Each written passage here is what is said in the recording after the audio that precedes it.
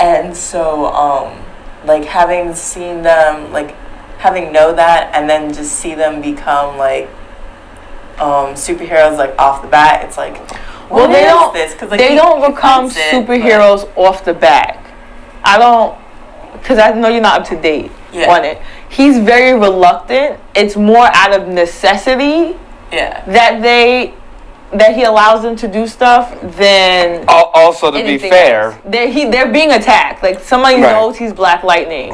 Yeah. And so he's being attacked and his family is being attacked. So they kind of have to, like... Also, he can't control them because they already made their mind, I'm going to do this without you. The youngest daughter was kind of, like, freaking out a little bit, like, hesitant. But the oldest daughter was like, oh, we got powers?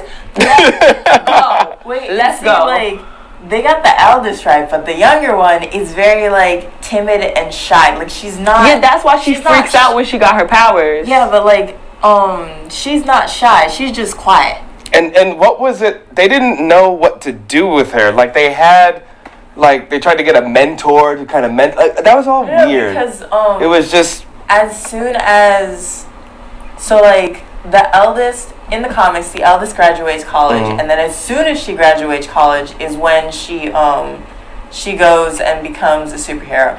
And because of that, like, literally the same fucking night, like, she graduated, left a cap and gown, and swapped outfits, and you didn't hear that. And then, like, so Jefferson ended up abandoning the policy with the youngest, like parents do. And so the youngest, I'm not entirely sure. I think she finished high school. I'm not entirely sure. No, she was a senior. High school. Well, actually, in the show, in the comics. In the comics. Now that I think about it, in the show, the oldest daughter has graduated college already. I think she's a teacher at her dad's school. Right. Okay, Pierce is the principal, and she's a teacher at the school. Because like the daughter goes there too, the youngest. And the best thing about the whole show is Tobias. Tobias is great. Tobias is the best. He's always great, and like he's always the biggest, like, insert swear word, but he's great. And you know what's very interesting too, because he plays, he's very racist against his own people, but at the same time, he'll say these pro-black things too, which is so interesting. Tobias Whale is an interesting character because he's actually racially ambiguous. Well, he's albino. He's albino, but he's also racially ambiguous. So, like, there have been instances of him in which he is supposedly Asian. Oh, in the comic book? But he's still albino. Oh. And so, like, his he still has albinism. And so, like, his albinism is it's quote unquote his racial trait, I guess, because you know how Black Lightning can't be Black Lightning unless he's black. Well, it's very clear in this version of it that he's a albino black man. Well, Yes. In the TV show, they emphasize, he's definitely a black albino man. But I think in the TV show, his switching back and forth is very. It basically symbolizes a lot of how the black culture is, how black communities are. We're very self-critical of each other, but it's almost like I can talk bad about you because we're the same, but anybody else talk bad about us, then we all in this together. It's kind of like when somebody tries to pick on your siblings. I could beat up my sibling every day of the week, but the second you touch my sibling, we scrapping. Let's go. It's a wrap. It's like, hey, that's the truth. As soon as someone starts picking on your sibling, it's like time to get. I didn't even like you this morning, but we going do it together. Oh Lord. But Tobias Whale as a character, he does see everyone beneath him. And so like definitely a God complex. I definitely would have, because I can't, a lot of times when I stop a live action, it's like 80% because of the costumes. Like I cannot. Like Marvel Netflix did a very good job of like kind of sidelining the costumes, and then when the costumes were needed, they were very like thoroughly thought out. However, with all the CW costumes, a lot of the characters are spandex characters. And I don't mind the fact that they're not in spandex. However, a lot of them, like a lot of the injuries, are because they're not originally in spandex. It's because they're originally in spandex. Like when they get injured in comics and other media, it's because they're not. Well, it's because they're in spandex and because they need something light. Like the Flash nowadays, because New 52, they're all armored, and some of them are they're all wearing leather, like or pleather. Like I don't mind it with Arrow because it works with his design, but with Black Lightning, his like the original suit that they just shoved him in, that was the worst. It was. I've seen cosplayers with a lot better. Turned it off. Yeah. That's where I stopped. In fact, I think with the actually we can go on a little transition with the film moment. I can't stand when I see cosplayers doing a better job than Hollywood when it comes to, you know, you feel the same way. Your temples are. What's happening? Woosah. She's melting. Woosah. I feel that so much. Is this like Fire Force? You're like gonna implode or something? I feel that so much to my core. Like what was it that came out previously? It was a movie. Oh, so I understand they had a smaller budget and they were trying to like do a new series. However, I've seen so many better Starfire cosplays. I knew you were gonna go to Starfire. Look here. It wasn't the dress. It wasn't the dress. It was the boots and the coat. Because like the boots were like raunchy but suede. Like they were raunched boots, but they were suede, and I was like, you can't. Whoever made those shoes needs to be shot. But like, it's just not practical. It's really practical. She's a Tamaranian. She doesn't need to really account for practicality just because she's that strong. But like the coat was unnecessary. Like I understand it was kind of necessary for the human actress, but like she's a Tamaranian and they are very similar to Kryptonians, and so they actually can kind of go through the cold. Yeah. And then like there was that godforsaken wig. Like I'm Okay, sorry, Hollywood? I know a white person did that. Hollywood, okay? I don't know who does your wigs. Watch the hands. But you need to go on Instagram because I follow some ladies who be laying that lace and it don't look like a wig at all. Because I spot your wigs from a 20-foot camera angle. Like, why? We can see it from space. Like, we're not allowed on the space station. It's $20 beauty supply hair. It's not even good hair. Like, please splurge a little on the hair so it doesn't look. And also, when you cast people of color with textured hair, there's a very cool thing that we can do. It's called crochet. It's called weaves and crochets. You don't even have to do a wig. Just get a black stylist. She knows what to do. Okay, that's what I was getting at. You're getting too far. What they need to do is if the makeup artist can't do dark skin, they're not a makeup artist. If the hairstylist can't do textured hair, they're not a hairstylist. Please stop having black actresses and actors have to go offset and pay out of their own money to get their hair and makeup done so it looks good in the movie and you don't have them on stage looking like Boo Boo the Fool. You know who can do let them the last shred of you know who can do the entire rainbow of color as far as makeup goes? A makeup artist of color that does darker skin. You mean hire someone? Skin because they're used to doing darker skin. They're used to doing darker skin. They're used to doing midtones. Of course, they get paler clients or lighter clients as well.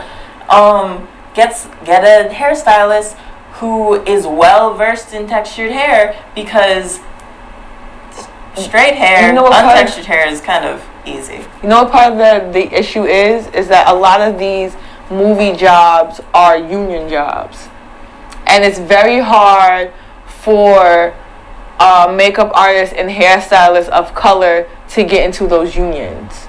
So because they're not a part of the union, they're not even the studio is not even legally allowed to hire them because it's a union shoot.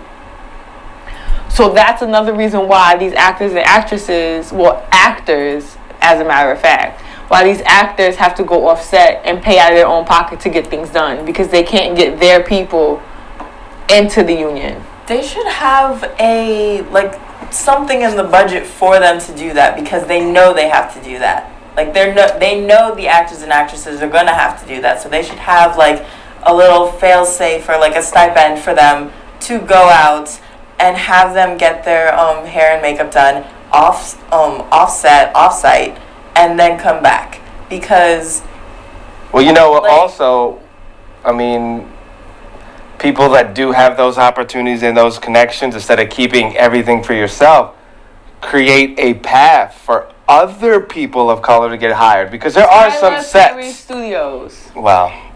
Okay, look, his movies are something to be desired. However, he's attempting to do a great thing. Like all of his actors have 2-year contracts. Yeah. So but you know what? That's old school Hollywood.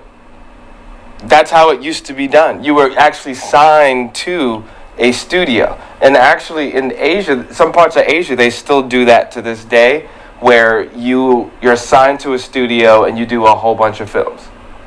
Yeah, so he recognized. But the reason why I had that response is because every time we talk about something with film and production, we can't put it all on him. There are other people producing that need to step up and make things happen. But I hear you. I just brought that out. I just brought it up because he just opened his studio the other day. Actually, that would be hilarious as a skit.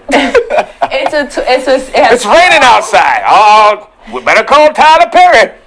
It has 12. I missed the bus. Better call Tyler Perry. I didn't know that. Yeah, it has 12 studios. Each studio is named after a famous black actor. So Will Smith has one, Spike Lee has one, Oprah Winfrey has one, Cicely Tyson has one. So what's where's the thing about it?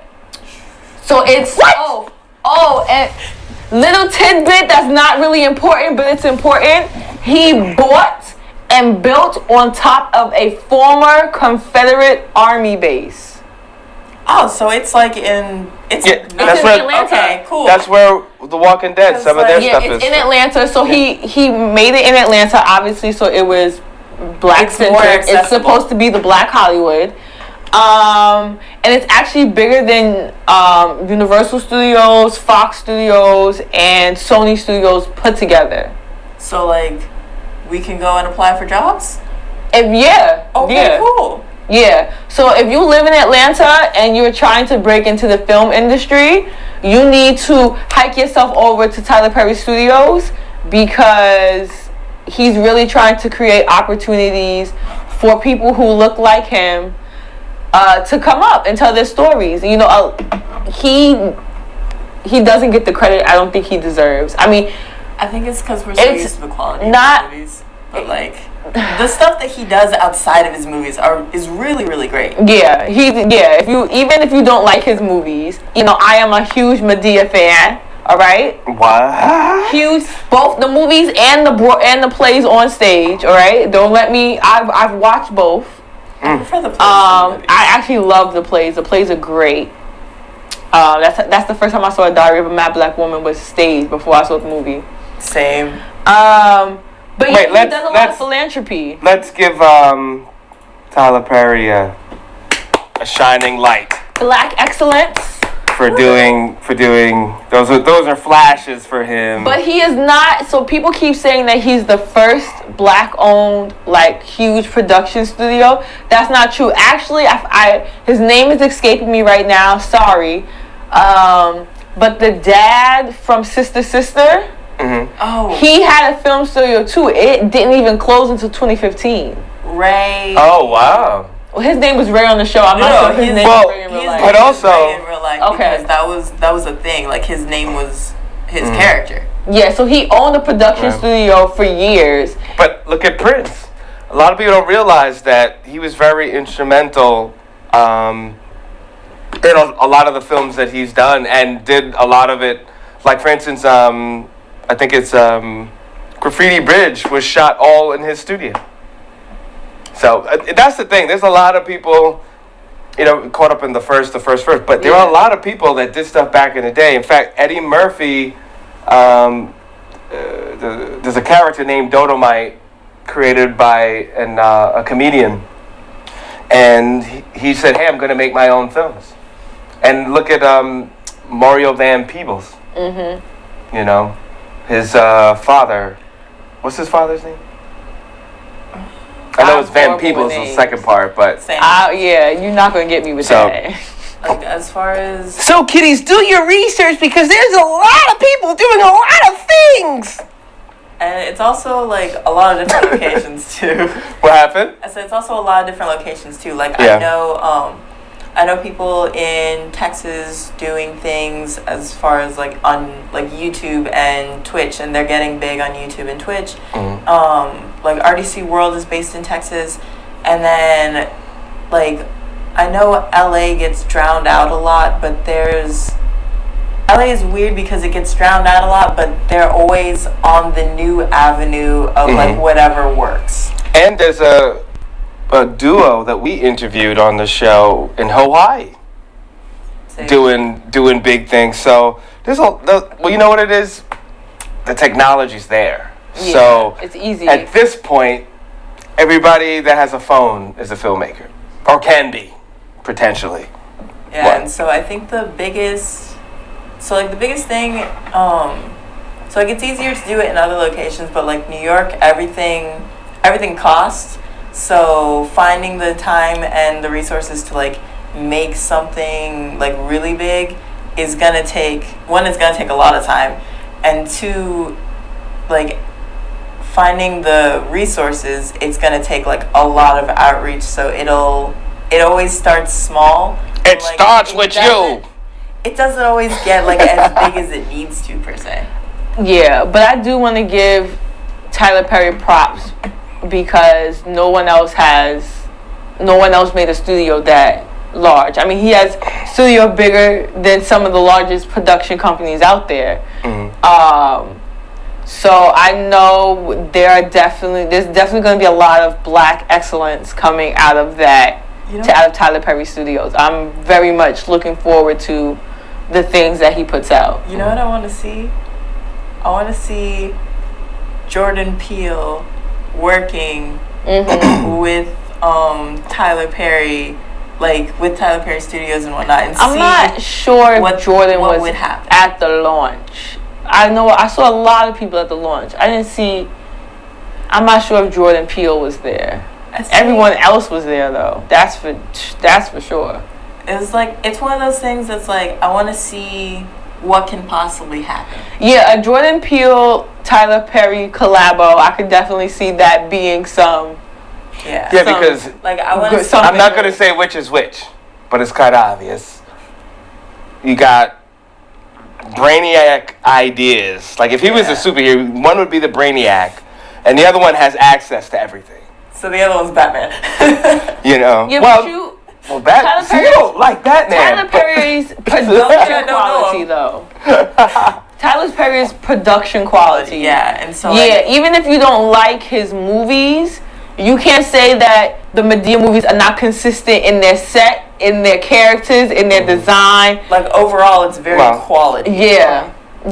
Well, no, even before the money. But not even the money. There's still consistent quality from film to film. Yeah. And there's quality even, like I said, like we both said, we watched the plays. too. And I know the quality that he put into the play, because you didn't miss anything in the fact that you were on the stage, opposed to a movie where you can change from this set to this set, and you didn't miss anything. I actually like the stage version better. So if that doesn't say something about your production, where I like the stage over the you like movie. it. Yeah. Right. Well, do you think it's because you just like how the story was told more on the stage versus the film, or is it the storytelling at that point, or was it? No, it's the same story. It may be the same story. The movie does cut to the movie will cut out a lot of the the Christian message in it or whatnot. Okay. And so I wasn't listening. By a lot of standards, most people will consider the movies better just for that aspect, that it doesn't focus so much on Christianity. So it's to say the plays are better. Me personally, I do dislike the plays for that fact. However, they don't necessarily drown you in it like other plays would, or you would expect them to. Gotcha. And so in the movies, it still doesn't seem out of place. It seems like the sideline, but it doesn't seem out of place. Oh, random, since you mentioned it, what did you think of Us? Did you guys see that? I did not, because I'm a chicken. However, I like the premise of it. What? No, I'm a big scaredy cat. I cannot do jump scares for the life of me. I cannot do. There's a lot of things that I cannot do, as far as fear and whatnot goes. So I can't actually, for me to sit down and watch a scary movie, it has to be bright, middle of the day, all the lights are on. I'm with a person that I know isn't going to try and, scare me. Did you see Us? Us is probably, that type of horror is probably my least preferred. Mm-hmm. But it's my least preferred because it's my most feared. So the movie, so the zombie, the Godzilla, whatever, that doesn't scare me. But anything that's psycho human person, this can happen in real life, even though I don't think in real life I'm gonna get a crazy psycho double. But the fact that it's another person kind of hunting, I don't. That really scares me. And if you were to watch something and you have you're babysitting, you have kids, the house with a clock in its walls is pretty good. They get the mystery kind of feel of something that could be scary, but it's not, and it has a really warm story to it. So I want to make sure that every time we always talk about something you maybe could watch with the youngins. In case. Leave it on a nice note. Tayler has proclaimed that he will no longer play Medea. Yeah. He doesn't want to be. He said he doesn't want to be Medea's age playing Medea. Yeah. Oh wow, that's deep. I don't know if that will change now that he has his own studio. It's kind of I don't think it will. Whatever fits your fancy, but I will miss her dearly, okay? I will. Medea is who I aspire to be as a grandma, okay? God said, peace be still, peace was still, peace is made out of steel. Oh, classic line. Okay, so with his studio, I don't think he's going to revive Medea or anything. However, I do think he may have a series of films in that vein.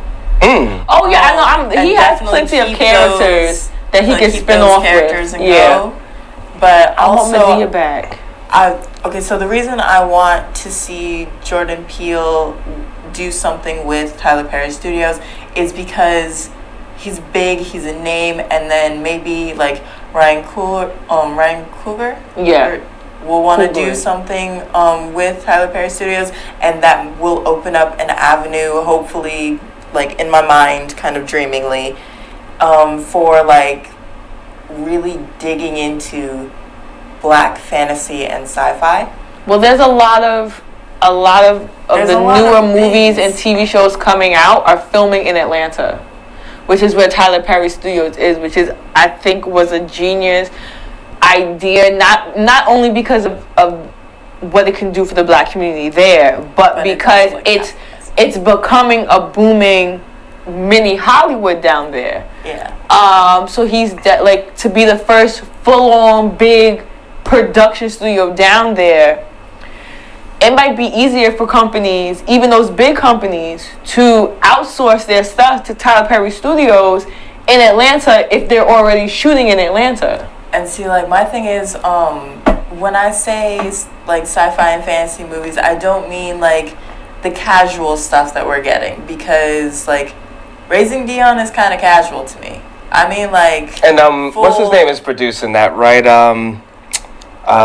Michael B. Jordan is producing that. And so, like, Raising Dion is pretty casual to me because it's, like... How was it?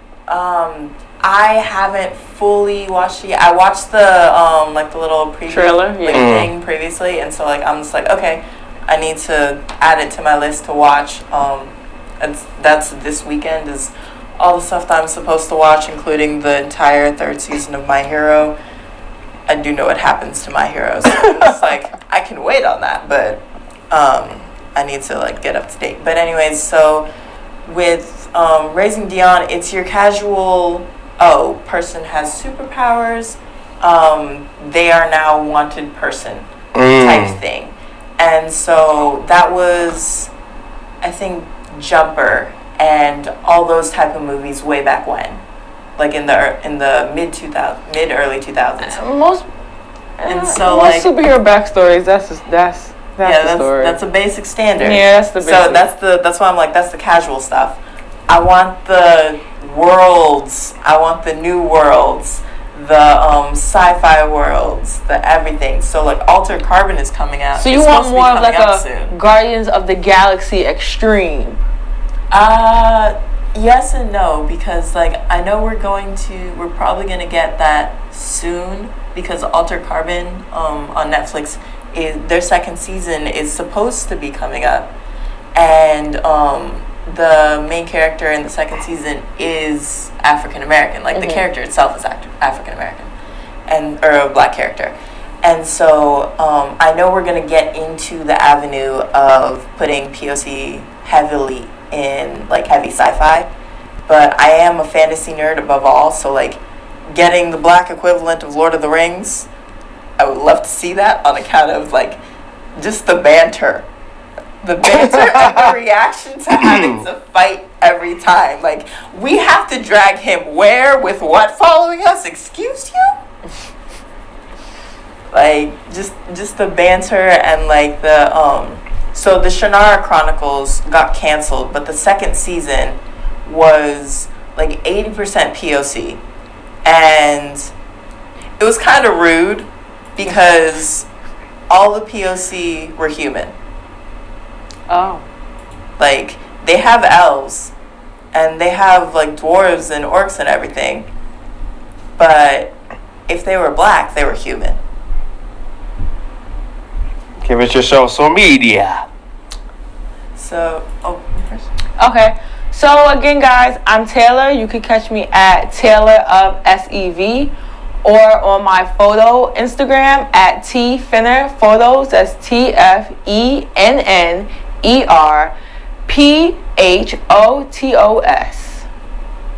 And I'm Mary. You can catch me on all social media by Art Girl Momo. And then for my art stuff, you can catch me by Mary of Many Mediums. And I'm Michael7 Michael. And of course, you're watching GEEKCASTER. Thank you everyone for watching.